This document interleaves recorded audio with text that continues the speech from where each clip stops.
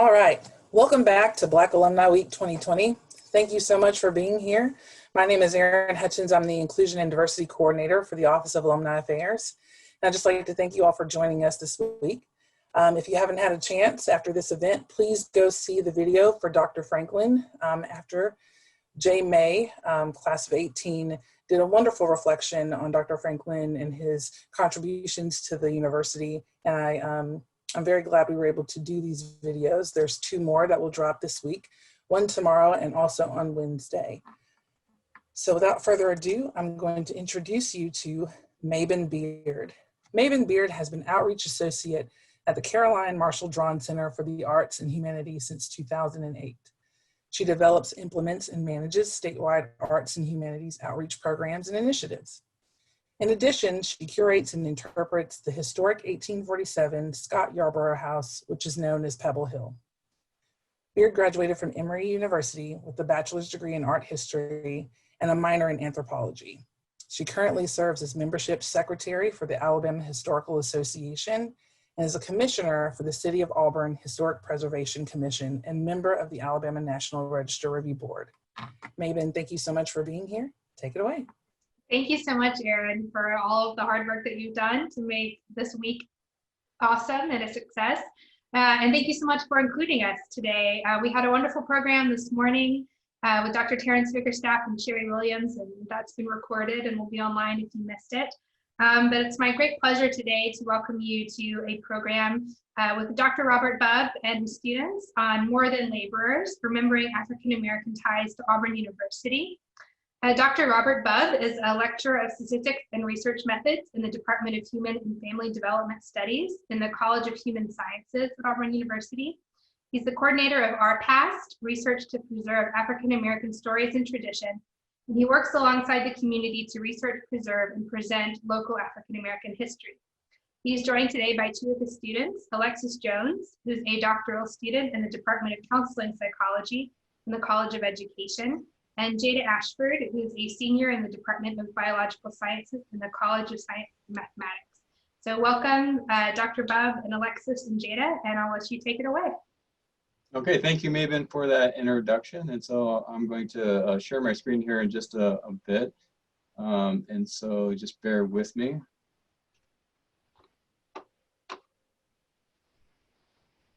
I realize I have to switch the monitor on which I'm on before I do that, but here we go. I think I can get there now.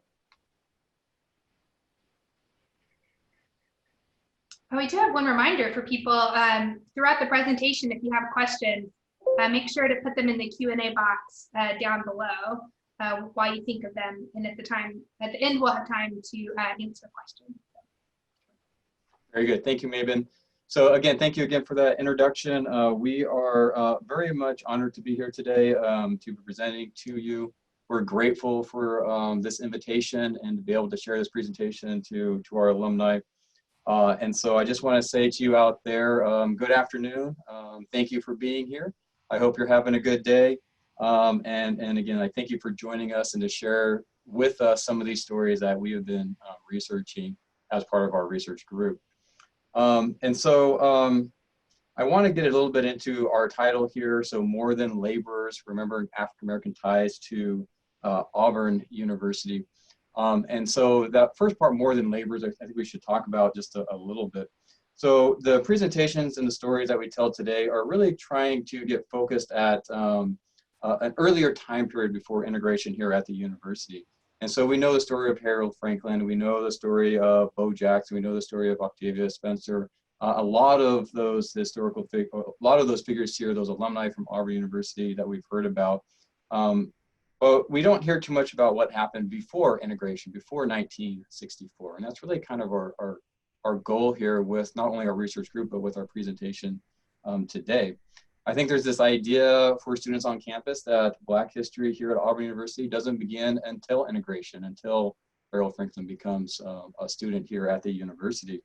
But the African American presence here at the university was well before integration, well before 1964. And so those are the types of stories that we're going to focus on a little bit today. And so what was that experience like? And so as you can imagine, right, so as during segregation, that those experiences would have been limited. that if you're African American here in Auburn, that you weren't allowed to come to campus unless you were employed as a service worker. And so what we mean by that is labor such as custodians, or maybe a groundskeeper, or maybe working in the mailroom or as a cook, one of those types of occupations or skills. In some cases, even a carpentry. But you couldn't be a student, and you couldn't be a faculty, and you couldn't be in the administration. And so we want to explore a little bit about those individuals who have those ties to the university before 1964. And so that's really kind of where we're headed today. And so as a way of introduction to our research group as well, so we're dedicated to finding and researching and telling some of those lesser known hidden stories, not only to Auburn University, but to the community as a whole. And so that's really kind of our focus for today. Now, as a research group, we do have several goals that helps focus our efforts. And so we'll talk a little bit about those. One is, of course, is to research and tell those particular stories, that local Black history. And like I said, it's not just here at Auburn University, but in the town of Auburn, but also out in Lee County as well. Another goal that we have is to educate our youth to that particular history. So if you're a student here growing up in the school system here in Auburn, you know that you don't have a whole lot of opportunity to learn about Black history in the curriculum. And even less so if it's local Black history. And so if you're a youth growing up through our school system, you may be led to believe that Auburn doesn't have a Black history. And that's unacceptable in a lot of different ways. And so we are hoping that through our presentations, our interactions with the school system, that we'll be able to educate our youth about that history. And so currently we do presentations in the 4th grade where they're learning Alabama history. We've done several at the center, the Art and Humanities Center with Mark and Mabin for Pick Elementary, but we also have done some presentations at Wrights Mill Elementary as well. A couple of years ago, we worked with Drew Morgan and Caitlin Halperin at the junior high school and helped them with their students, they're the junior high students, on researching and telling some stories of those buried at the historic Black cemetery here in Auburn, Baptist Hill. And then this year, so this semester, we're working with the high school, again with Miss Caitlin Halperin, with their AP classes. And so there's 6 AP classes at Auburn High School, and we're working with about 93 students. And we're putting them into about 20 groups where they're working on additional stories that they'll tell, and they'll present that at the end of the semester to the community. So we're really excited about that as well. So there's that aspect of goals of what we want to do. We also want to preserve some of the historical sites. We focus a lot on cemeteries there because that's where these stories lie. When we go into a cemetery, especially in the early 1900s, late 1800s, and we see a headstone, we know that there's a story there because not everyone could afford a headstone. And if you could afford a headstone, there's a story behind why you could afford that headstone. And so that's a little bit about what we do. Our 4th goal is really for our students, and also I think for myself and those that help out, but to reflect and find ourselves through this particular process. So what we learn about history, how does that inform where I'm at today? How does that inform what I experience or what I see in the news? Right now, we see a lot of protests. We see police brutality. What are we learning from the past that's informing us of our present? And why haven't, in some respects, things changed? And what can we do to make that change in the future? And that's through that reflective component of what our goals are for our students and for our research project in general. And so that's a little bit of a background of our group, of our past and the goals that we have. And so today we're going to focus on 3 of those stories that are becoming a little more known, especially since we've been telling these stories for about 3 years now. But that's the story of Robert Frazier, which Jada Ashford is going to talk about today. And then also John Reese, who Alexis Jones will tell us a little bit about. And then I'll follow up with a little bit about James Echols as well. And also we're working on several other stories, and depending on time, we may introduce a few of those that we're working on, but we'll see how time goes. So if we come up a little short on time, right, then we have some backup stuff. But I think our discussion here and what we talk about will probably fill most of the time. So with that, Jada, I'm going to turn that time over to you, and I look forward to your presentation, which you prepared for Robert Frazier. Okay, I'm sharing.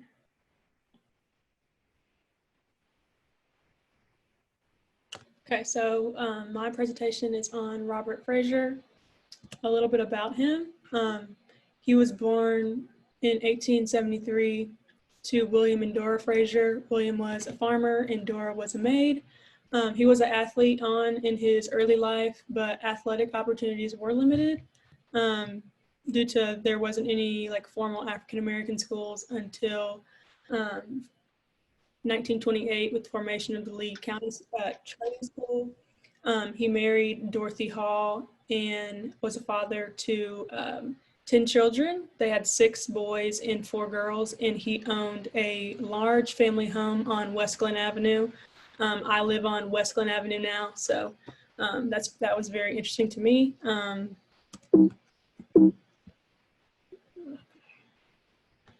So working 10 jobs, you have to support your family of 10. So he, during this time, African Americans worked multiple jobs. They only were paid up to like $5 to $10 weekly. So he worked as a farmer, a butcher, a porter, and he was a longtime employee of Auburn Athletics. As his sons got older, they worked as farmhands and laborers eventually at Auburn. And his daughters were maids and cooks at off-campus frat houses at Auburn. So he's known for his like major involvement with Auburn athletics. Auburn University was the largest employer of African Americans during this time, as Dr. Bubb mentioned before, but were only in service roles. He worked for Auburn from 1892 until his illness in 1920. Some of his jobs were athletic training, so he was an athletic trainer for over 30 years. He was also an equipment manager, where it was like a rubber down, which just means that he smoothed out the footballs, and then a mud boy, he cleaned the players up, and then a water boy. One of his larger roles was a sponsor for Auburn Athletics. And he, since he had a background in sports, he also served as like an early scout team for Coach Petrie and Coach Donahue. So here's a picture of him in the front in 1913. So as a sponsor, the community knew him as Bob's sponsor. Coach Petrie referred to him as the faithful campus Negro, which is degrading and has ties to antebellum slavery with like a faithful slave narrative. So as a sponsor, he wore the school's colors, and he was a sponsor for all Auburn athletic teams. Normally, this role was reserved for female students on campus. They would be assigned to a team and even assigned to each game. Their role was limited to like being an early like ambassador, wearing the team's colors, cheering, and all of that. So the 1892 football game, Robert was chosen as the mascot.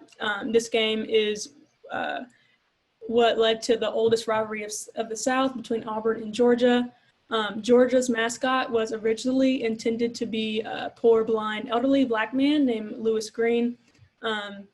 He lived outside of the stadium, and the Georgia students actually voted for him to be used, but instead they used a goat.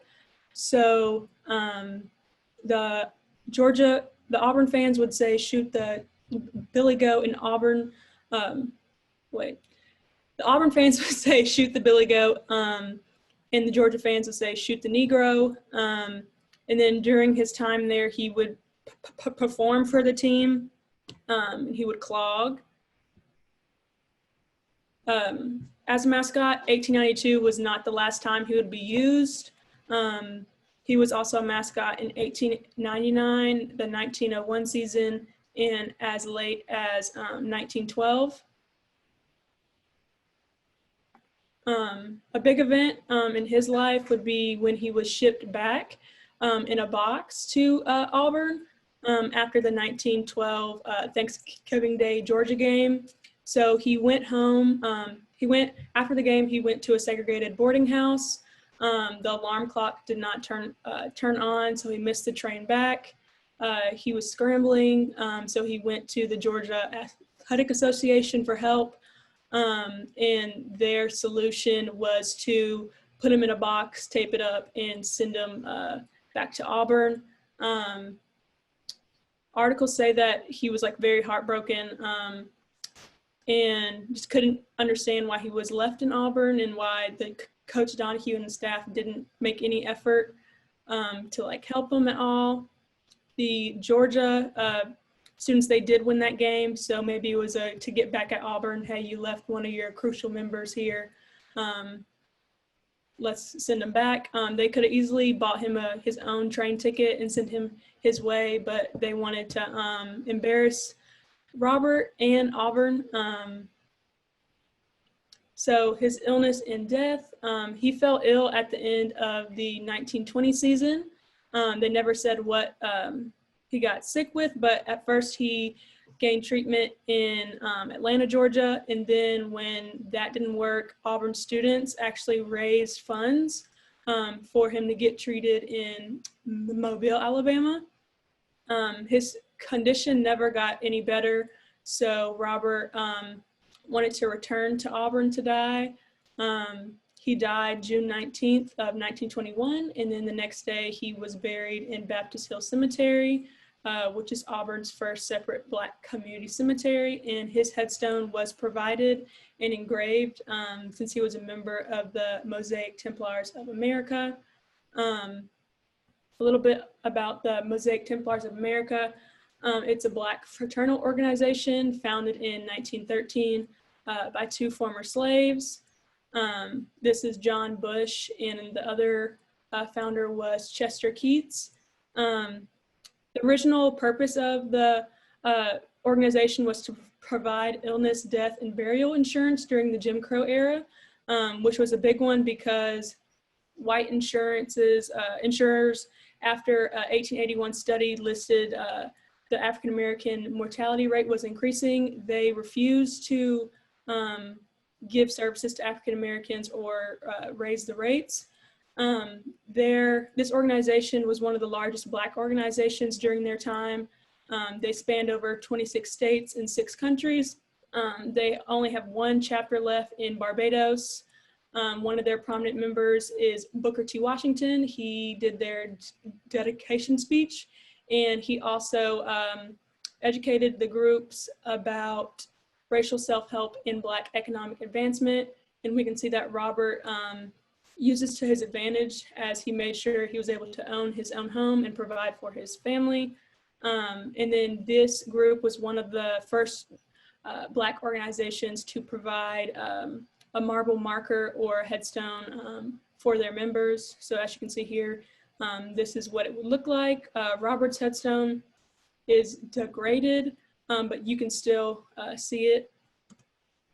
So the legacy to the athletic community, some articles state that he was the most well-known African-American in athletic circles, whether it was in Auburn or just the South in general. He's known for his role as the athletic sponsor for the school. Athletic directors knew who he was, which is impressive since he wasn't like an athlete, but he was a crucial part to Auburn athletics. Since he was an athlete, he always had the knowledge of local athletics, whether it was Auburn or local teams. So students and athletes were always intrigued that he had so much information and knowledge about sports. Legacy for Auburn. He was well liked by the Auburn community, whether that's students or athletes, as well as the Auburn community itself, white and Black, but was not respected due to the color of his skin, and he was used as a means of entertainment. The Auburn athletes themselves remember him as Old Bob, a selfless guy, the Auburn spirit. Generations of Auburn students and athletes know his story, but can only recall him from his nicknames, which is very impersonable. I mean, the athletes and some of the coaches, they can recall who he is, but they never really got to know him. I guess you could also say that he was a pioneer for Blacks within Auburn athletics itself before the well-known athletes arrived in 1968. So we have Henry Harris, the first Black basketball player. He came in 1968. Then James Owens, he came in 1969. And then in 1972, Thomas Gossam, he's the first Black athlete to graduate. So before all of them, Robert was the main African-American involved in athletics. So Auburn's failure to recognize, that's one of the main reasons why you haven't heard this story. So he is the missing piece of our 1892 War Eagle story that you hear on Auburn tours. War Eagle, we have like 4 stories, but the main one that we hear about is the Civil War veteran and the Eagle. And then in 2017, the Auburn Athletic Department did write an article about how Auburn University and the Georgia game got started. They did mention Robert, but only by his nickname, and failed to recognize his race, most likely in order to avoid negative feedback and the negative connotation of having African-American used as a mascot. So what can Auburn do now? So as a part of our class, my project with the high school students is more about the history of Robert, and another student is doing an idea for our centennial event for his death. His death is on Juneteenth, and this year will be 100 years since his death. Another idea would be to commemorate an athletic training room, maybe a name or have a bust, since he was spent 30 years in the new football facility that's being built over by the old track. Dr. Bubb is also in the works of trying to contact the Hall of Honor in the Auburn Arena and maybe add an exhibit for him. Or another idea would be to name like a football award, as they did for James Owens. They named a Courage Award after him. I think that was in 2014 or 2001. So yeah, that's all about Robert Frazier and his contributions to Auburn in Auburn athletics. Okay, let me stop share. All right, thank you, Jada, for that and for that story. I know I failed to mention that both Jada and Alexis are working really hard, and I'm actually very proud of all of our students and what they're doing, especially with the high school students as well. You can tell their passion for these stories and why it's so important to them. And so I appreciate all their hard work, and thank you, Jada, for that presentation. And Alexis, do you want to go ahead and tell us a little bit about John Reese? Absolutely. Let me share my screen with you all.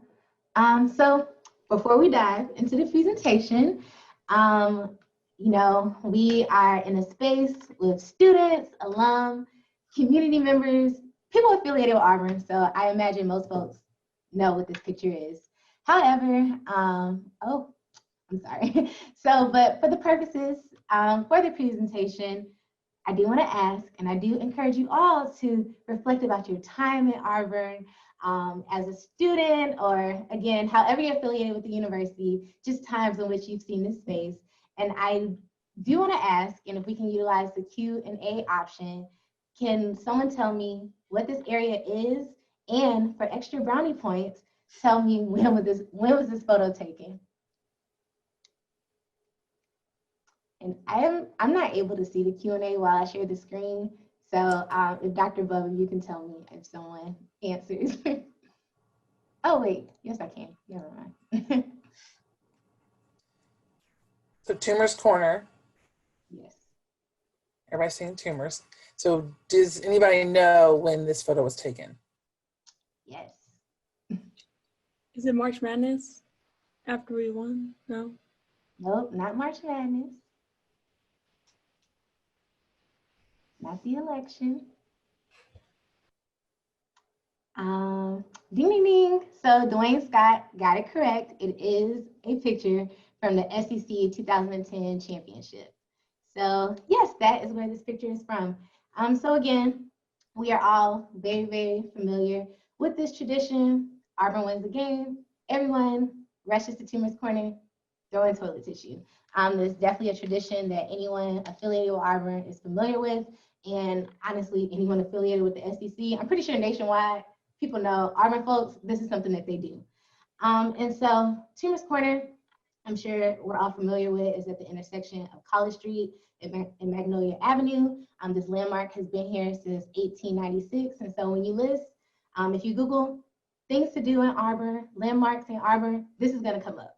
So again, this is an area that most people are familiar with. It's definitely very much so integrated when we think about the university, when we think about traditions.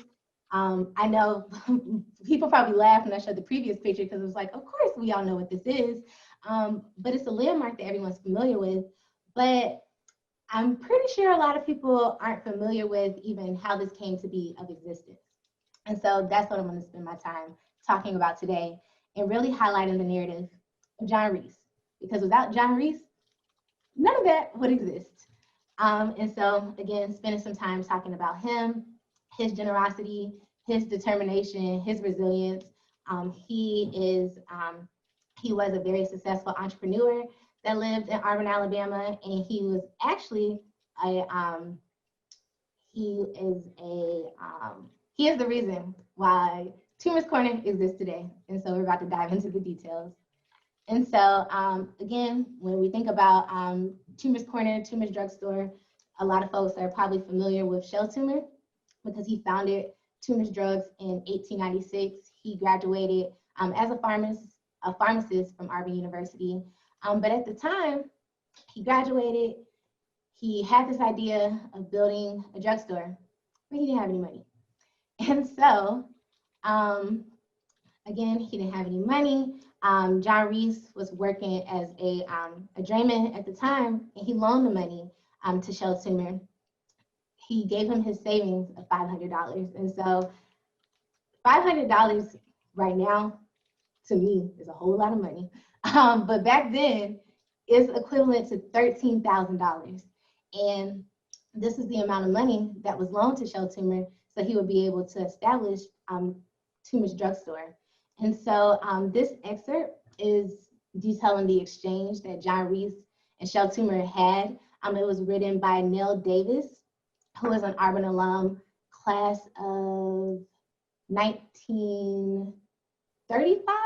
So class of 1935, and he actually has a interview that he put in the newspaper that he had directly with Shel Toomer. And this is Shel Toomer's recount of exactly what happened in the conversation that was had. And so John Reese, Mr. Shel, why do you look so worried? Shel Toomer says, John. Mr. Toomer replied, I've been standing here wondering where I might get the money to buy in with Mr. Lazarus in his drugstore. How much you need, Mr. Shel? Reese asked. $500 would do it, said Toomer. And so they had this exchange. Shel Toomer, from the research that we read, he didn't think anything of it. He just thought they had a conversation, and John Reese left. And John Reese left, and a couple hours later came back with jars of cash. And so he loaned Shel Toomer his savings of $500. And again, I really have to emphasize this, y'all. $500 equivalent to $13,000 during this time. And he loaned it to him. And so again, without his generosity, without this exchange, this corner that we all love would not exist.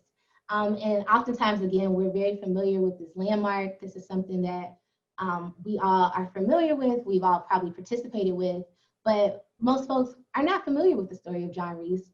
And so it's just really important for us to highlight his narrative. And so this picture in the right-hand corner, you will see the drugstore. This is from the early 1900s. And so this is just an older picture just to highlight what it looked like during this time. And so also I really wanted to show you all how it looked also in the early 1900s. And so this was the inside during the time. And so you'll also find, if you're doing like a little research about Toomer's Corner during this time that a lot of people from all different races would talk about how like, oh, Toomer's Drugstore was great. It was the only establishment in Auburn that allowed Black folks to come through the front door.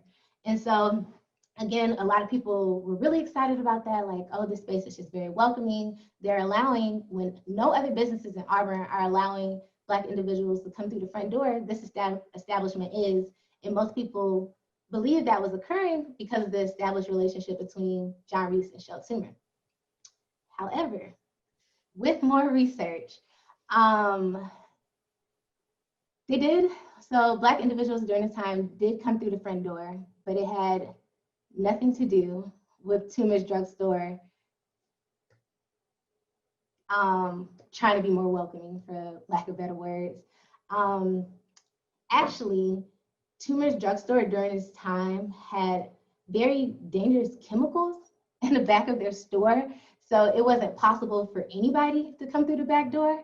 So it actually was the only reason why they allowed Black individuals during that time to come through the front door. And so it really just makes you think about perception versus reality. And so for people during this time, and then again, when people are reading articles and different things of that nature, just this is the only establishment in Auburn where Black individuals are able to go through the front door, and how welcoming that is. But again, the only reason that was happening was because the back door, it just wasn't accessible. And so even though they were coming through the front door, like other businesses during this time, Black individuals were treated as second-class citizens. They were waited on after white individuals were waited on. And so unfortunately, even with the loan of John Reese, Black customers were treated like second-class citizens, like they were any other business at Auburn during this time. And so notable accomplishments of John Reese, because y'all, John Reese had a lot going on. He was an entrepreneur. He was a drayman, so that's a private handler of goods and materials, which included the luggage of Auburn University college students. And so he would take their items back and forth. So like when people are traveling to begin school, leave school by train with his mule and his wagon, he would transport goods to and from the train station in the university. And so during this time, during around the late 1800s, laborers made about 15 cents per hour and $9 for working 60 hours per week. And so that's equivalent to $4 per hour and $235 for working 60 hours a week today. So just giving context about how much money he was making. But again, he was still very successful. So he ended up creating his own business. He named it John Reese's Transport Service. And because of this business within the Auburn community, he was known as the old drayman. And so I really just think that speaks to the respect he had within the Auburn community. People knew that this was something that he was just known for. And again, he had a very successful business doing so. Other things about John Reese, he was also a homeowner. And again, during this time, huge big deal. Big deal anyways. I mean, being a homeowner in 2020 is a huge deal. So being a homeowner back then as a Black man, humongous. And so he raised his family near Ebenezer Baptist Church across the street from there. And then later on, he also purchased a home off of White Street. And so I am not familiar if there are any pictures that exist of what those homes look like, but just giving you all just a present day map of where his houses would be located. I will say of course, his houses, the areas look completely different. Even with Googling 377 White Street, I think it's a whole bunch of townhouses now. But during this time, these are where his houses were built. And so also, again, thinking about his accomplishments, he was one of the first Black men in Auburn to own a car. And so in an interview with his daughter-in-law, she talked about him having a Ford with snap curtains, and he would ride around with his top down. And so at the time, he paid $800 for his car, and that would be equivalent to about $13,000 today. And so again, John Reese was very successful. But in addition to his success, he was also a family man. And so just giving context to the dynamic of his family. So this might be a little difficult to read, but I'll try to walk everyone through it. And so in this documentation, we're able to see his maternal grandfather. And so I have it highlighted in the yellow box. And so if you look on line 6, you'll be able to see Wesley Reese, which is again his grandfather. And so in this box, through this document, we're able to see a lot of information. And so in this third column, it indicates that he's coming from a family of sharecroppers, because how this mark is indicated, I'm not sure if y'all can see my mouse. Can you see my mouse? Yes, I see some head nods. Okay, perfect. So where this box is indicated is indicating that rents for share of products. So again, that's confirmation that Wesley Reese was a sharecropper. And then if you look all the way to the right, in this corner right here, is indication that the family owned a mule. And so John Reese grew up with his grandparents. Him and his mother lived with his grandparents. And so again, his grandfather was a sharecropper. And so he grew up learning how to do these skills. And so a little bit more information about his family. And so Wesley Reese was enslaved by Edwin Reese. And Edwin Reese and his enslaved individuals that he owned built First Presbyterian Church in Auburn, which is the University Chapel. And so you can see in these pictures, were recently taken. And so these are still fingerprints that are visible when enslaved individuals were making the bricks. And these are still evident in the bricks now that are a part of the chapel.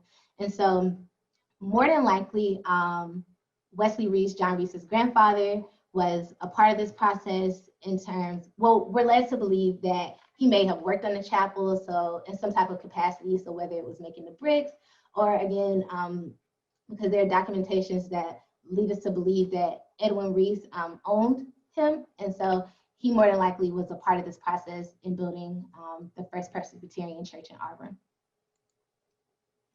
And so a little bit more information about John Reese.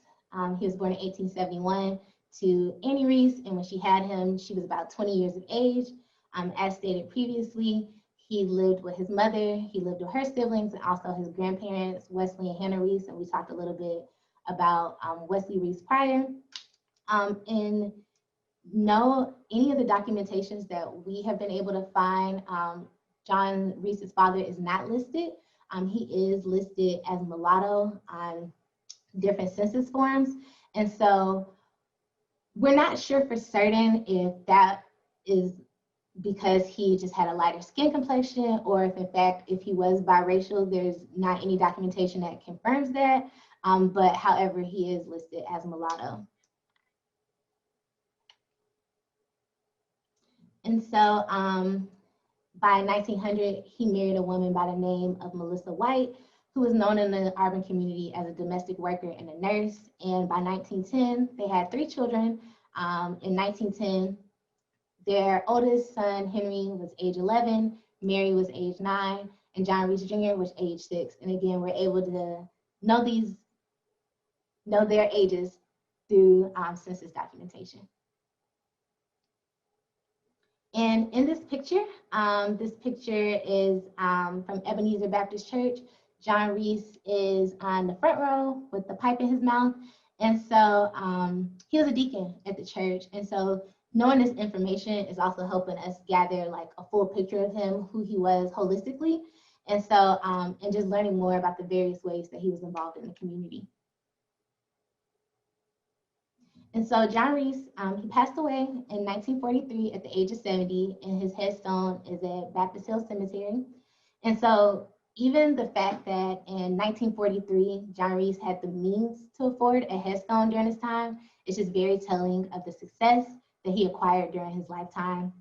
And so just from the story that I shared and Jada's shared and the stories that Dr. Bubb Dr. Bubb, excuse me, will definitely share. There are just so many more stories of other Black individuals in the urban community.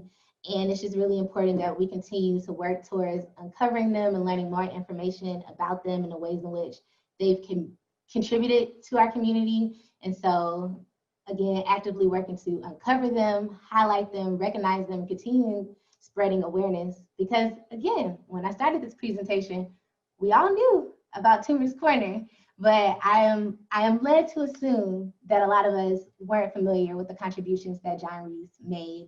And so it's just really important that we continue uncovering these stories.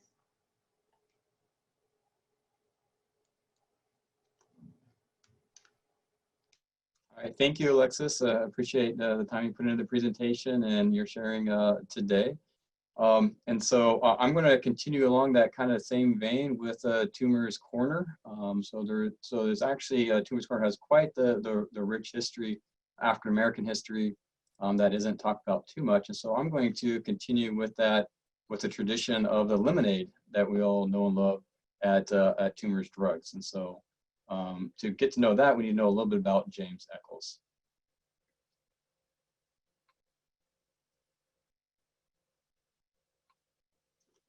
All right, and so if you've been to Auburn, which you have as alumni, you are aware of the lemonade that's sold at Toomer's Drugs. I am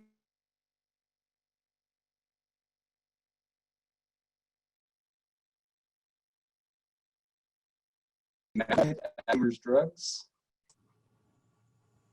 for about 41 years. So he began his employment there in 1958 and retired in 1999. And so if you've gotten lemonade there, you may have interacted with him. But let's talk a little bit about where this lemonade comes from. If you go in there, you're going to see that the lemonade is listed as Toomer's Lemonade.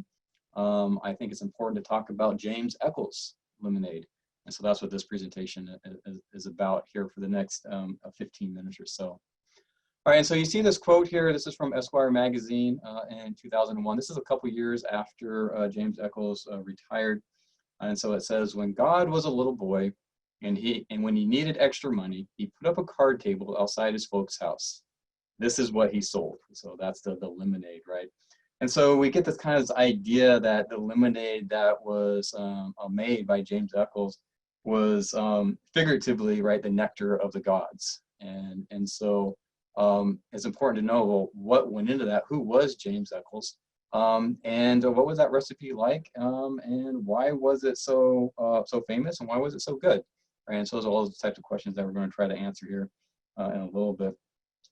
Now, I don't remember, actually, I was trying to think about this for this presentation, and I don't remember where we first heard about James Echols and his ties to the lemonade.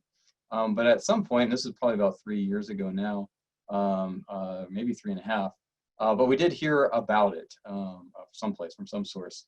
It could have been a member in the community, I'm not exactly sure. And so we started to wonder, well, is he still around? And can we talk to him? Because that seemed like it'd be very important. And so we did some internet stalking, and we were able to come up with an address. And myself and Kira Kingston, she was a student for me about 3 years ago, we decided just to drive over and knock on his door. And so that's what we did. So we knocked on the door. He answered the door. He was there by himself.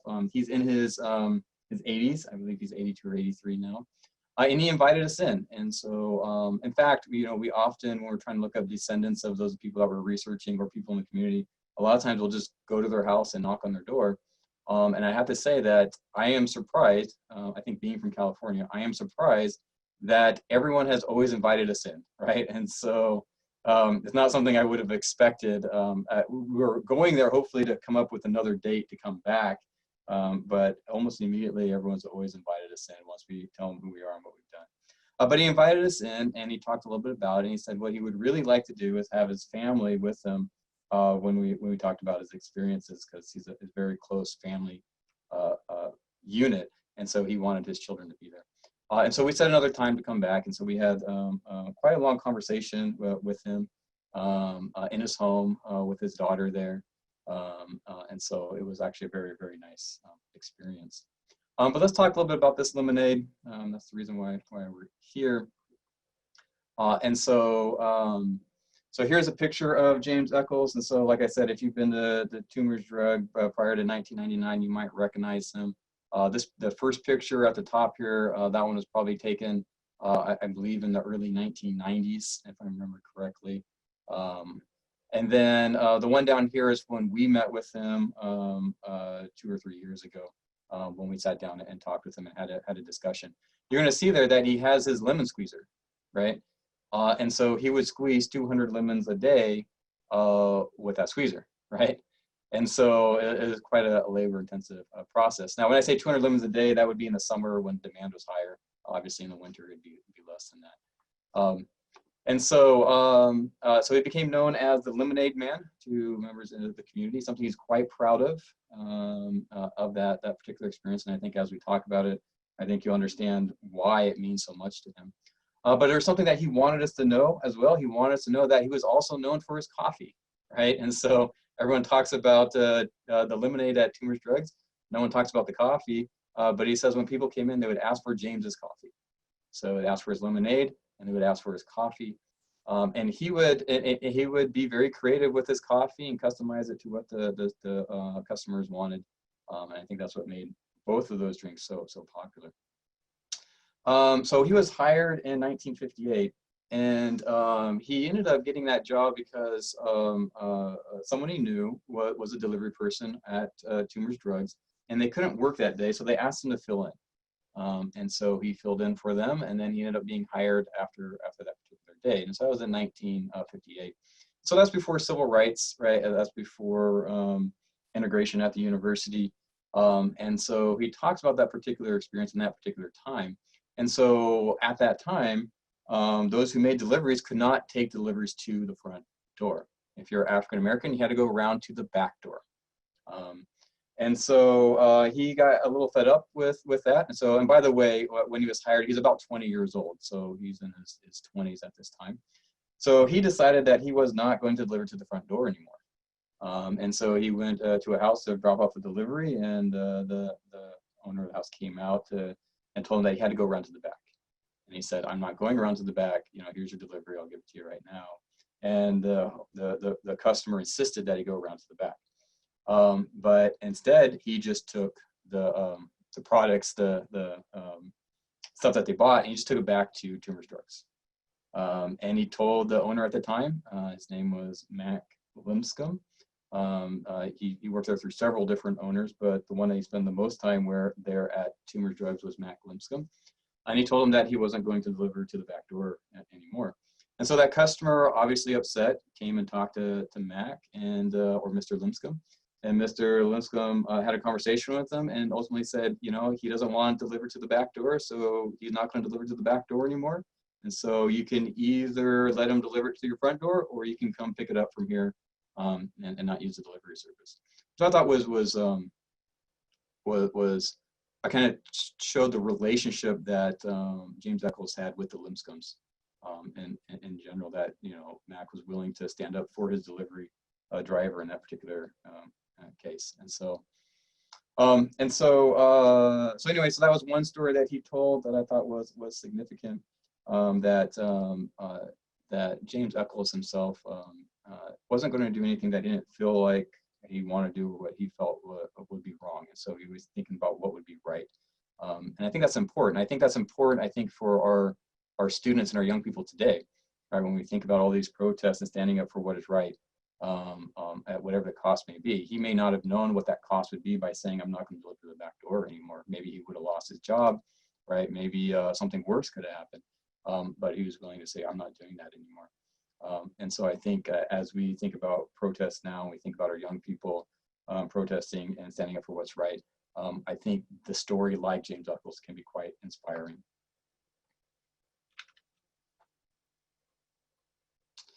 All right, so let's talk a little bit about that famous recipe. Here's another picture of James Echols on the top part there, pouring some drinks. And so what made this recipe so good? What made this world famous lemonade? And is what's being served at Toomer's Drugs right now that same world famous lemonade? Certainly it's marketed as it, right? As the famous lemonade. but is it? And so I think that comes down to just who James Echols is and how much he took his job seriously. And so he talked about how when he would look out the front of the store and he'd see someone coming, he would know that they're going to get a lemonade before they even got there. And so what he said, he knew when someone wanted lemonade before they even knew they wanted a lemonade. And so he knew they were coming. And so he would have it ready for them as soon as they come through the door. And so maybe I think in a sense he felt obligated at that point to take that lemonade, but he knew before they knew that they wanted a lemonade, and he had it there for them. And if you were a regular customer and he knew who you were, he knew how you liked your lemonade. And so if you liked it a little bit more sour, he made it a little bit more sour. If you liked it more sweet, he made it more sweet. If you liked more water, whatever it may be, he put that in there. If you wanted malt in it, he'd put malt in it, right? And so he knew what you liked, and he knew what his customers liked. And so when we talk about that recipe that he had and why it was so good and why it was so famous, is that because if you go into a place and it's personalized to you, right, it's going to be the best lemonade no matter what, because it is to your particular taste. And I think that's what made that recipe famous. And we talk about that secret ingredient, that thing that made it so famous. It was actually James Echols himself, and the artistry that he put into every cup of lemonade that he made.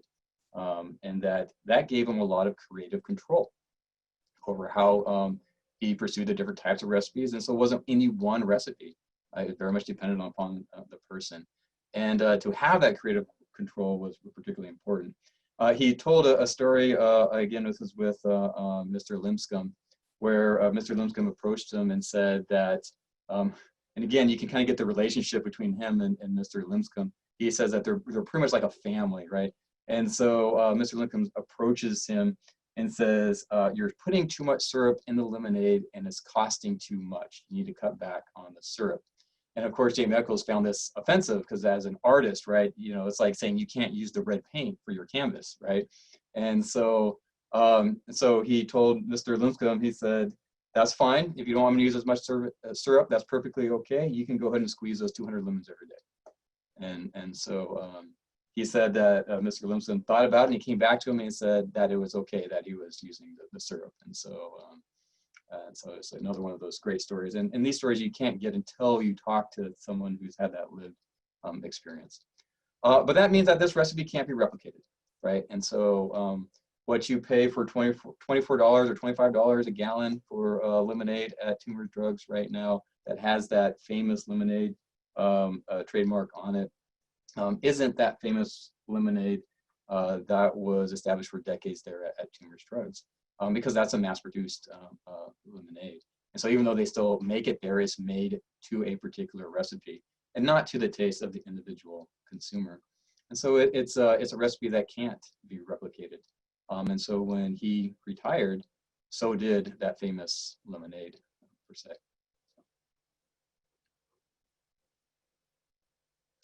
So while working at Toomer, I talked a little bit about some of his experiences there at Toomer Drugs. He did go through several owners there. So after the Limscombs, there were 3 other owners. Some were not as, he didn't have quite the relationship with them as he did with the Limscombs. They are still very close and they stay in contact very much, Limscombs and the Echols family.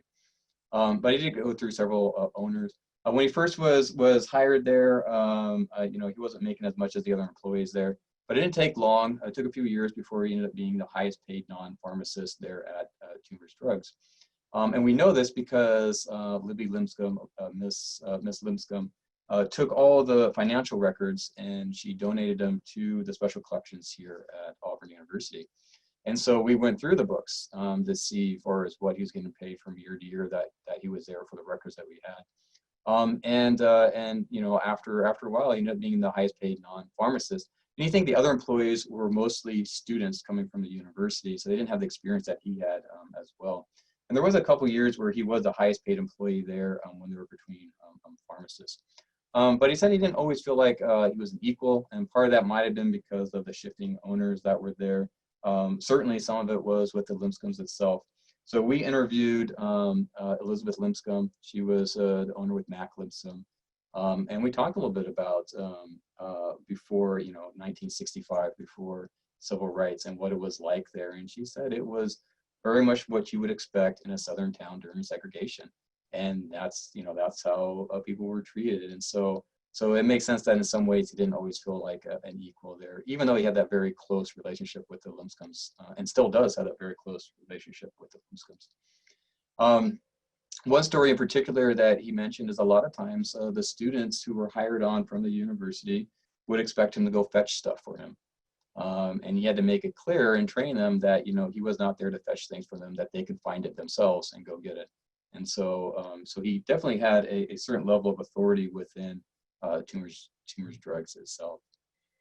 And like I said, you know, how his feelings there depended on the owner itself. There was one particular owner he doesn't care for very much, and I won't name names, but he'll tell you who it is. But that particular owner was always late on paying him, so his wages. And so one particular case, he was late by, he said, over 3 weeks. And as someone who has a family, right, he needs an income. And so he took his family down there one day, his entire family, and demanded to be paid. That, you know, you owe me this money, I need to get paid, I need to take care of my family. The owner at the time, you know, of course, in a couple of days did get that money to him. But he definitely felt like that if he needed to speak up, as you can probably tell from the stories we're telling, that if he needed to speak up, he spoke up and stood up for himself. And so I think that's a very honorable thing about James Echols that we can all appreciate. And so while we were there in the interview, Miss Barbara, who's his daughter, James Echols' daughter, just asked him, well, why did you put up with it so much? And he said, well, you know, I got children, so I've got to work, right? I've got to take care of my children. And so I think a lot of times when we think of families, we do anything for our families, and sometimes it means putting up with something that we shouldn't put up with, right? And so so I think that's why he continued to work there. He still had bills to pay, he still had people to take care of. So let's see, so some things about James Echols I haven't talked about, because I think this is inspirational and we should talk about it as well. We've said a lot of wonderful things about him, but something that a lot of people don't know is that he developed polio at a very young age. And so even though you couldn't see, he wore braces. He couldn't walk without braces. So he wore braces on his legs. And you couldn't see in the pictures that were shown there, but his hands are curled. And so that was from polio at a young age. And so you can see that, I mean, he works there for 41 years. He's squeezing lemons every day with his hands, right? And so he's enduring quite a bit. And it just tells you that, you know, just the determination that he had, and that he certainly did not see himself as being any less capable of anyone else. And I think that can be a very inspiring story for our young people to know about. When we go into the 4th grade classes, we do our presentation. Of course, we bring lemonade, right? And we tell the story about James Echols. And of course, the children love, you know, the students love to get the lemonade and hear the story. But I think it tells a little bit about him, that not only was he a strong family man, he was just a strong and determined individual in general. And I think in some ways, because of developing that polio at a younger age, I think it emboldened him a little bit to stand up and to do those things that necessarily people thought that he couldn't do, but shouldn't be done from a society perspective. Why he stood up, you know, again, about delivering to the back door, and why he would be able to tell other workers that he wasn't going to fetch anything anymore for them, that they had to fetch it themselves. And so I think that that's part of just his character and who he is and what he went through as he, you know, as he matured just over time. So one thing that his daughter Barbara wanted us to definitely know about is just how smart James Echols was, and that he could repair anything. If you gave him enough time, he could figure anything out. And I think we kind of get that with just, you know, the story about how he's doing the lemonade, and how he's, you know, customizing it per person, how seriously he takes it, that when he puts his mind to something, he's going to figure it out. But he repaired like small motors for like lawnmowers. He talked about how like he repaired on scooters, cars. So anything that was mechanical, he could figure out how it worked and he could repair it. And that's something that they wanted us to know about him, is just how smart he was and how smart they felt he was, and they think that he was. And so I think that's important for us to share as well. In 1999, he, upon retiring, he was recognized by the Alabama Senate. So Senator Ted Little propose a resolution for him, just recognizing his service to the community and his 41 years at Toomer's Drugs, squeezing those lemons and being a part of the tradition and here at Auburn as well. And so he's actually quite proud of this a resolution, as he should be.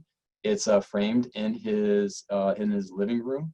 And in fact, when he invited us in that first day, he showed it to us and invited us to take a picture of it. And so here's a picture of that resolution that we took, that he has framed in his house there. And so I think that his story, as well as long as the other stories that Alexis and Jada shared, just tell us that there is a rich history here in Auburn. There are ties to Auburn University with that history, and that even though we don't think too much before integration, before Harold Franklin comes to Auburn University, that there was a history that's worth talking about, a history that is inspirational to our youth that we need to share. And so that's really kind of our goal, is to try to find that history and talk with the descendants and those in the community, so that we can make sure that our next generation that comes after us is aware of that history and it continues to get shared. They say it takes about 2 generations for stories to be forgotten if they're not shared, if they're not told, those stories aren't told. And so we want to make sure, we know we've lost a lot already, right? And so we want to make sure we don't lose any more of these particular stories. And so just looking at time, I'm guessing I probably don't have a whole lot of time to go into some of those other stories, but we are working on several. Like I said, the high school students are working on 20. We're working with them, helping them out there with 20 more stories this semester. There's other ones that we're working on that have ties to Auburn University. So people, one was someone who played the bugle for the cadets. Another one was a carpenter at the university who was responsible for the buildings and the woodworking. Of course, another person in the mailroom and custodians who couldn't be successful at the college because they were Black. However, they were influential in the community and an inspiration that they could provide to the Auburn community, especially within their Black communities. And so we look forward to telling more of those stories in the future.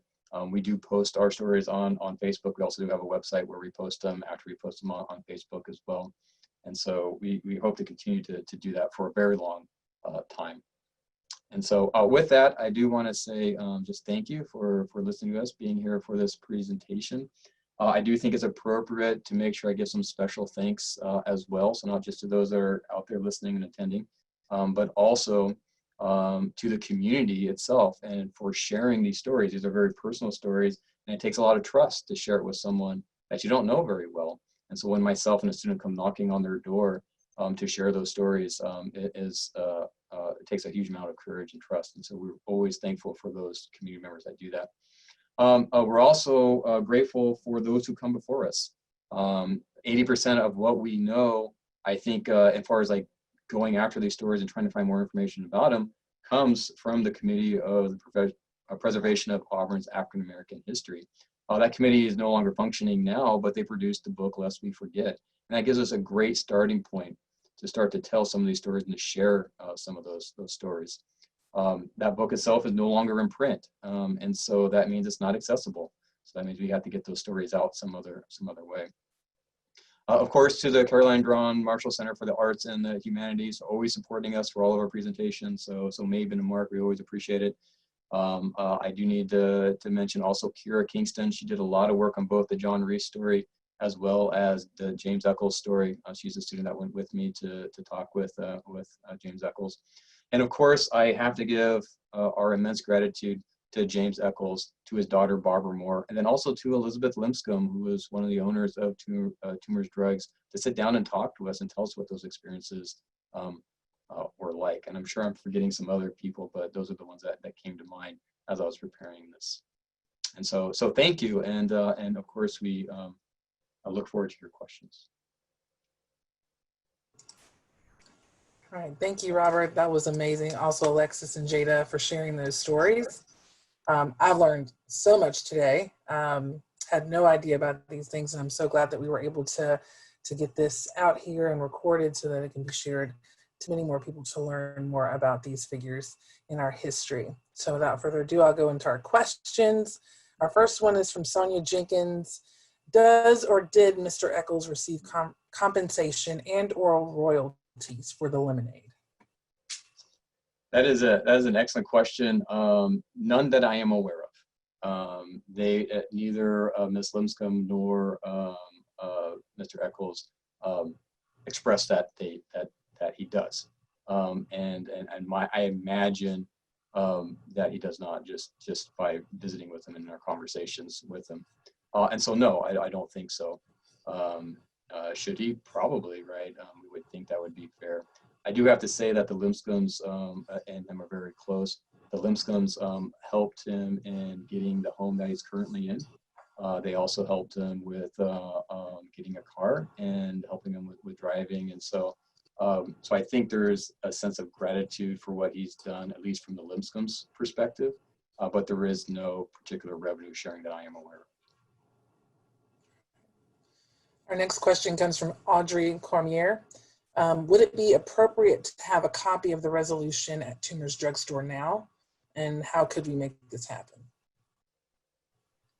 I think that's possible. Obviously, we try to make sure that we check with the descendants of those that we talk with, or to the individuals, in this case, James Echols himself, and make sure that that is okay. And if he's okay with having it displayed, I can't imagine why he wouldn't be. He's incredibly proud of his contributions there at the at Toomer's Drugs.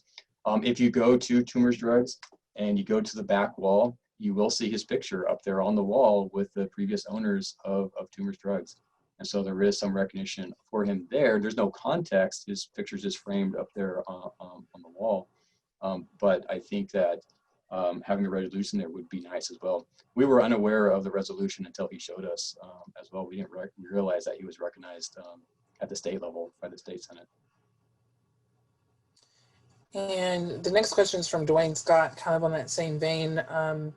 Would it be possible for the city of Auburn to recognize James Echols and his contributions to Toomer's Corner? I think that'd be appropriate. I think it would be nice. I've thought about that quite a bit, and we talked to Jada talked a little bit about some sort of event to honor Robert Frazier for the 100th anniversary of his death, right, on Juneteenth.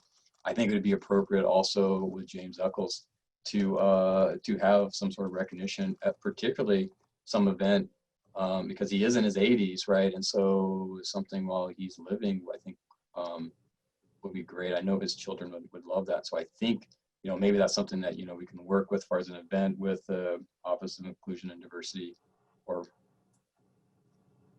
Inclusion and Diversity. I said it right. Sometimes I get the order mixed up. So, and maybe setting up an event that could honor him and recognize him for that. I think that would be tremendous. I think his family would love that. Thank you for that question. Nice. From Shirley Ballware, do you have any stories about African-American women and their contributions to Auburn, or in Auburn? Yes, and in fact, I think Alexis is working on a story right now for Ralphine Foster, and so she's working on that one. There was one that, again, if we had a lot of time, if we went short, I was going to talk a little bit about Gatsy Rice, and maybe you've heard about Gatsy Rice, but in particular, her story, she was born enslaved and brought to Auburn, and what we know about her story, at least from a narrative perspective, wasn't quite lining up with what we were finding in the documents. And so she was a seamstress, and she had a boarding house in downtown Auburn where she boarded a lot of the cadets who attended at that time. It would be East Alabama Male College, and then also A&M, so Agriculture and Mechanical College, what Auburn was before Auburn University, before API. And so that's her tie to the college itself. And her story the narrative went along the lines that boarding house burned down and it wasn't insured, and that she died in poverty, being poor. Just through our research, we found a will, right? We know that she wasn't anywhere near poor when she died. She had 2 houses in Auburn. She had a house in Opelika. She had 243 acres in Tuskegee. She had she sold hats. She made and sold hats, and so she had her hat shop. And then, of course, the boarding house, which did burn down, and she didn't have insurance on. but she had quite a bit left to share with her children. Another thing about her story too, now that you got me talking about it, is that she's known primarily as the only African American who has a marker with a name on it in Pine Hill Cemetery, which is the white cemetery just off campus. And asking about, well, why is that? And the general narrative, which I think is a false, or could be a false, and we don't know the exact reason why she requested to be buried in the white cemetery. She died after Baptist Hill was established, after the African American Black cemetery was established. But in her will, she does request to be buried in the white cemetery. And it's granted, it's given to her. We don't particularly know why, but the traditional thought was that because she was so close with the students at the university, the white students at the university or at the college at the time, that and because they liked her so much that she wanted to be buried with the white people, with the white folks. And so we've tried to ask ourselves that question, is like, is that the best explanation for it? And maybe not, right? And so something that we know about those historic white cemeteries is that the people that were enslaved were buried on the outskirts of those cemeteries. And Pine Hill is no different. At that north end is a segregated section. There's other African American burials there, most of them before Baptist Hill was established. But we know just from Hare Avenue being cut through there that several burial plots were unearthed when Hare Avenue went in. And there's no mentioning of whether or not those were reinterred. And so talking with the Heritage Association, they said probably they were not reinterred. They were probably discarded with the dirt. But that gets us thinking, okay, so why might she be there? And if there's already burials of people and newly freed people before Baptist Hill is established, and we know that she's a widow, well, where's her husband buried? We know that he dies before Baptist Hill is established. And so where we've been buried, probably in the north end of Pine Hill Cemetery. And so likely she wanted to be buried probably near her husband. And that would be a more logical explanation. And so that leads us to a hypothesis. So if that's the case, then we would expect other members of the Black community wanting to be buried in Pine Hill Cemetery without connections to the white population. And we do, we find two people. We find Sophia Drake and Dora Frazier. They were both buried in Pine Hill Cemetery after 1880, after Baptist Hill was established. Again, probably because that's where their families were buried. And so those exceptions were given, even though Baptist Hill was open at that particular time. That was a long answer to your question, I'm sorry. That was perfect, thank you. All right, Dwayne Scott has, will or can contributions made by African Americans on campus be recognized?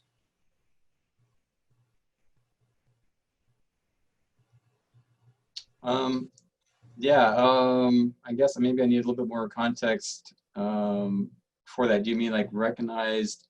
Because I know that there's some recognition going on right now, with the student hall being named after Milton. Yeah, and so I think there's some of that going on right now. We also have the space that's going to be there for the Black fraternal organizations as well. And so I think we're seeing some of that. I hope that there's more. I hope that we see some of these individuals like Robert Frazier get some spaces on campus as well. I think it'll make it a more welcoming campus. We talk about Auburn University and its diversity. And I know Jada has mentioned this several times that, right now student population is 5% African-American Black, right? And that's well below the percentage of the surrounding community. And so what's hindering that? Well, maybe we need more spaces here on campus that feel more welcoming. Maybe we acknowledge some of this history that we haven't been talking about, such as Robert Frazier. Maybe that helps a little bit. And I think more importantly, how do we repair the relationship with the community after 100 years of segregation, not being allowed on campus unless you're doing service work and you're a laborer or something like that? How do we address that and repair that relationship with the community? And so I think, all those things go into not just spaces and recognition, but also repairing those past wrongs as best we can. Some wrongs cannot be repaired. We know that. Some harms can be repaired. So. One attendee says that heartbreaking stories to hear about some painful Auburn history. They want to say great work this group and officers are doing to capture these stories. If anyone on this call can answer, one, what are some steps that have been taken to ensure these stories are shared to current students? And two, how is this work helping to create impact and helping to ensure that hate speech and other negative race-related issues don't continue to be challenges of current Auburn students? Those are two great questions. I think what I'm going to do, I'm going to open that up to Alexis and to Jada here. And then maybe I'm going to rephrase it just a little bit. What steps could be taken? What do you think, what would help in both these cases to ensure that these stories are told to current students? And then also what can help create an impact that that repairs or ensures that hate speech and stuff like that doesn't happen again?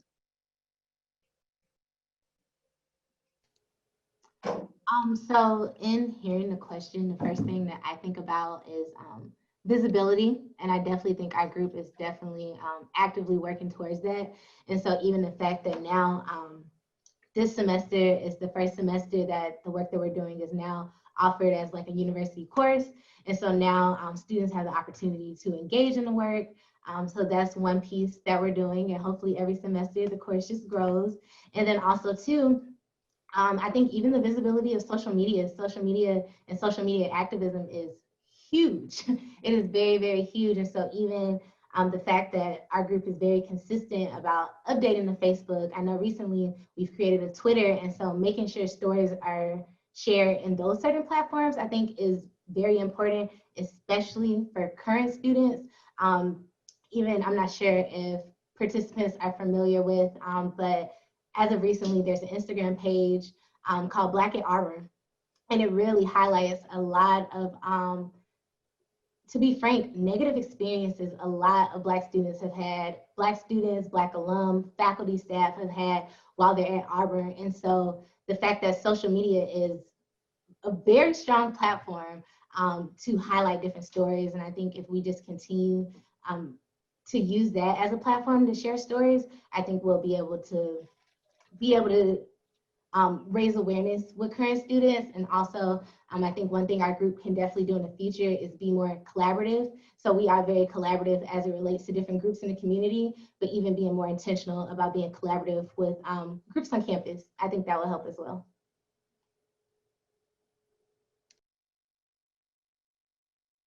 I guess as a current student, I mean, I haven't experienced like any, I guess the negative experience that other students have, but I guess like having an event or holding more events or even having maybe a dedicated like historical Black history website within Auburn. I know other universities have like historical sites on their website, but maybe that can help if they aren't like directly in Auburn, or just having even the knowledge of Robert Frazier. We don't learn about it on like Auburn tour. We don't learn about it at Camp War Eagle or anything like that. But now that it is a class and people want to learn more about it, be more aware, be educated about anti-racism and all of that, I think it'll get better. It will take some time, but I think Auburn is starting to go in the right direction.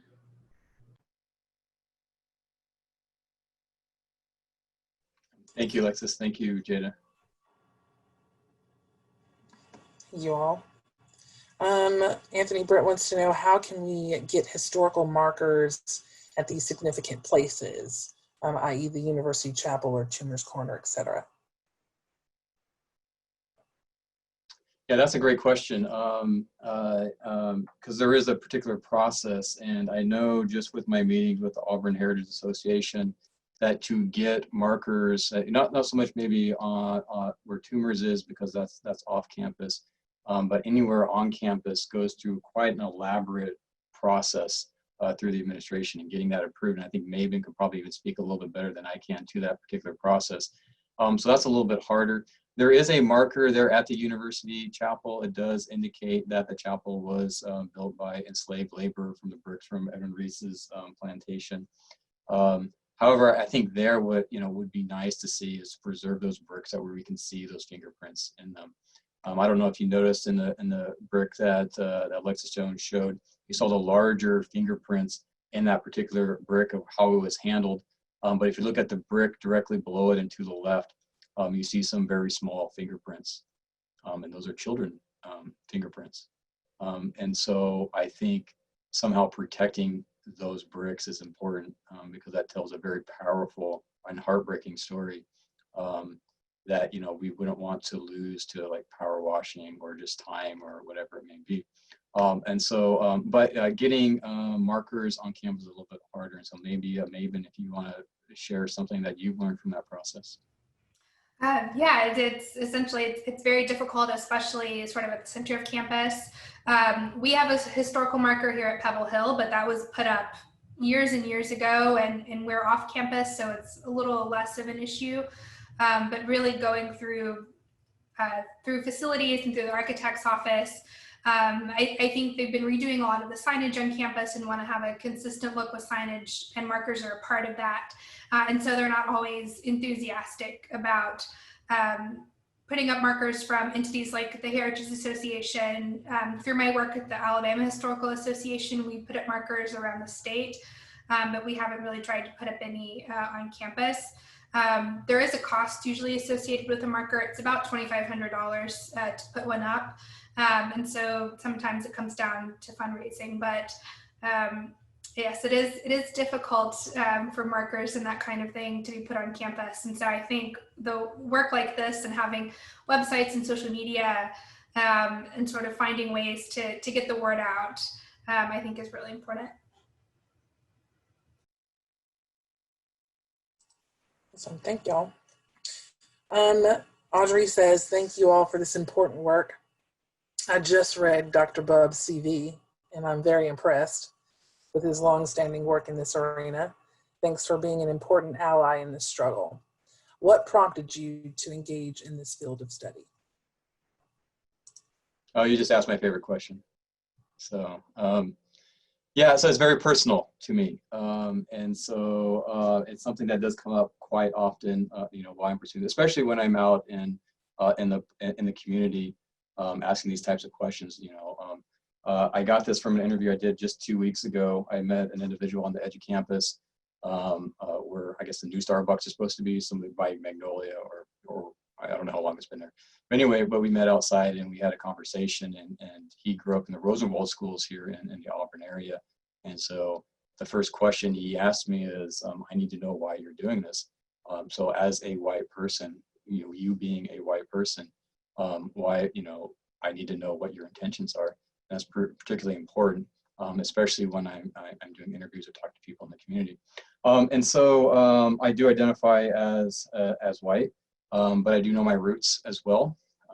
So my grandfather, I'm the first in my family to graduate and go to a university and get a degree.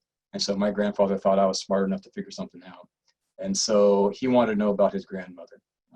She died before he was born. And his mom didn't talk much about it. He knew very little. He knew that she was a poor, uneducated Black woman from Louisiana. And so my grandfather is mixed. His mother was mixed as well. And so he wanted to know more about her, and he thought maybe I could figure this out. And so he asked me for 10 years to do this research. And of course, I grew up knowing that, what our roots were, and I knew we had Black ancestry. And so that wasn't a surprise to me in any particular way. But I thought, what am I going to find about a poor, uneducated Black woman from Louisiana? There's going to be hardly any records out there, and what they are going to tell me anything of any use. But it took 10 years, and he would ask me every year when I went home if I had done my family history and if I'd answered that question yet. And of course, my answer would be no, because I'm busy, I'm going to school and stuff like that. And then after that 10th year, I'm like, okay, I'm going home for Christmas. He's going to ask me this question again, right? And I'm not going to say no again for the 10th year in a row. And so I started looking some things up just on Ancestry and family search. I think I'd probably start with family search because that's free. And I found out that she wasn't that poor. She owned 600 acres of land. She was born enslaved. She owned 600 acres of land. She owned 2 city blocks. She owned a lodge and an event hall in 2 different states. So she wasn't poor at all. She was actually quite wealthy. She bought her first piece of property when she was 17 years old. I'm sorry, 19 years old. She was emancipated at 17 years old. And then added property every couple years. After that, became a property manager. She taught herself how to read and write. So she didn't have a formal education, but obviously she was brilliant in what she did. She was part of the first social settlement in Oakland, in California. She was very caring. She brought in people from the street to care for them at her own expense. There's a couple stories about that. And she also risked her life to save a battered woman from her husband. She was almost shot in the head for doing that. And so she was an incredibly strong and amazing woman. And we didn't know that. And how could that possibly be? And of course, the reason, of course, is racism. That my great-grandmother, who I knew, she passed away when I was 12, she raised her children as if they were white. And she didn't want them to experience the racism that she experienced. And so that got lost. So she didn't share those stories. She didn't share where she came from because she didn't want them to experience that aspect of society. And so that's where it got started. And so I started looking at it as like, okay, if I didn't know that being part of my family, my grandfather did not know anything about his grandmother. And then what other stories are out there that we have lost to time or that we don't know about, and can we get some of those back? I can't be in Brenham, Texas, where my great-great-grandmother was enslaved and then also was very successful in the Black community. She has a street named after her too there. I've been there a couple of times. It was nice to see that. But I can do some things around here, right? And that's really where it got started. So you asked a question, you got the answer. It's a long answer, but it's a very personal answer as well. So thank you. I like sharing that, by the way. We appreciate that answer. That's pretty awesome. Audrey also says, I'm from California and reside in Richmond, California, and have lived in Oakland, but moved here from Alabama in 1981. And so thank you, Audrey, for that question. Can I comment on that just really quick? So I worked in Richmond for a while. So I actually left home when I was 17. I spent about 6 months homeless. And I worked my way up to a management position by the time I was 21. And the first story I got was in Richmond, and where I was a manager there, and I saved up money so that I can go get an education, so that I can go to school. And so it's nice to see someone who resides in Richmond is from that area. It's great to see that. So thank you, Audrey, for sharing. I have a connection to Richmond. Thank you. Anthony is just curious as to why, if your grandmother was Black, why do you identify as white? Yeah, another great question. I've been asked this at several conferences where I presented at, and it really comes down to my experiences. That I've been raised white. I don't know what it's like to live life as a Black man. I haven't experienced the racism. No one's going to get upset if I'm wearing a Black hoodie. No one's going to pull me over if I'm driving in a white neighborhood. So unless I tell someone, right, I'm not going to experience those same things as a Black man would. And so I think I would misrepresent who I was if I said I was Black. It's not because I'm not incredibly proud of my heritage, I am. And so, I think that's important and why I do this. But to kind of get at your answer, I haven't had those same experiences. And so I think it would be disingenuous of me to say I was Black. So thank you.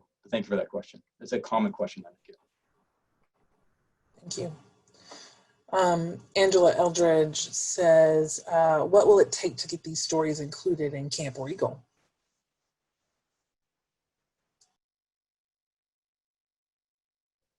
That's a great question. I don't have an answer to that because we haven't pursued it. I had imagined that we could just contact them and said, can we get some of these stories?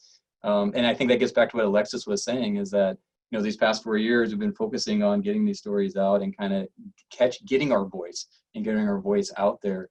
And I think we've kind of established that this past year, especially through social media. And I think our next steps needs to be, okay, well, now let's get some things done on campus. And I think that is contacting them. So yes, I think that's a start, right? And we can go from there, what happens after that. I think too, to add, if I didn't know these stories, I've been working here for 5 years, but also was a student here and had no idea about any of this history. I can imagine there's a lot of folks on campus that don't know, but I think that Camp Regal, the folks that work in that office are pretty open to this information and to share it. as they have implemented a couple of things over time as far as inclusion and diversity goes. And so there's always work to be done, but I think they would be open to this. I think timing right now is probably better than it's ever been for something like this. Mm-hmm. Does anybody have any more questions for us? Okay. Can these types of sessions be ongoing? I will start that one off. I mean, if it's okay with Robert and Alexis and Jada, as long as they're here and the new students that are part of this research project and projects, I'm open to continuing to do these types of events to share with our alumni these stories as you uncover them. I know at the end of this semester, the high school students will be presenting the work that they do. And the Arts and Humanities Center, Mabin and Mark have already offered to broadcast that. It will be virtual. And so they'll share, their stories will be recorded so that they won't be there talking over it, but it'll already be pre-recorded for the stories that we're working on. And so we can definitely share those links that can be, I assume, shared out to the Alumni Association. I think that's a possibility. And then if you would like to have additional presentations, I'm sure our students would be excited to do that as well. So yeah, we'd be open to it, I think, yes. Especially at this point where we're saying like we need to get this out there. Yes, and Maven and I, we work pretty closely most times, so she just give me the information and I'll shoot it out to our alumni to participate. Absolutely. Shirley Bowler says, this has been awesome. I am eager to learn more and think this should definitely be part of Auburn's tours and student education at Auburn. Thank you all very much. All right, are there Thank you. Yeah, thank you. Let's see. Gratitude, thanks for the excellent presentation. I am legit back in school. You all have been teaching me so much stuff that I have absolutely no clue about. Yes, please, let's keep the conversations and uncovering history going. War Eagle, keep up the good work. And I echo those sentiments as y'all have really opened our eyes to a lot of things we did not know, but had some thoughts about and inklings about, but just nobody's ever uncovered it before to share with us and our Auburn community, our Auburn alumni community. And so we're very grateful for you guys. Thank you, Robert, Alexis, and Jada again for all that you've done. And I look forward to working with you all again. If there are no more questions, I'm gonna keep it open for a couple more seconds here. If not, we will go ahead and close this out. All right, and thank you guys for all joining us for today, the first day of our first virtual Black Alumni Week, where we have over 400 people registered, which is super exciting. Could not have done this without you, our alumni. Please make sure that you go visit our webpage where you have the links for all of the events this week. There's a video about Harold Franklin that's done by graduate Jarrett May, class of 2018, talking about his connection to Dr. Harold Franklin. And we look forward to seeing you tomorrow at Black Alumni Week, Tuesday, starting at 2 p.m. With our Auburn Abroad program and encouraging students to go abroad, study abroad, and they're looking for more students of color to participate in their programs. And so we are very excited about them participating as well. And y'all have a great evening. I'll see you all tomorrow. War Eagle. War Eagle, thank you.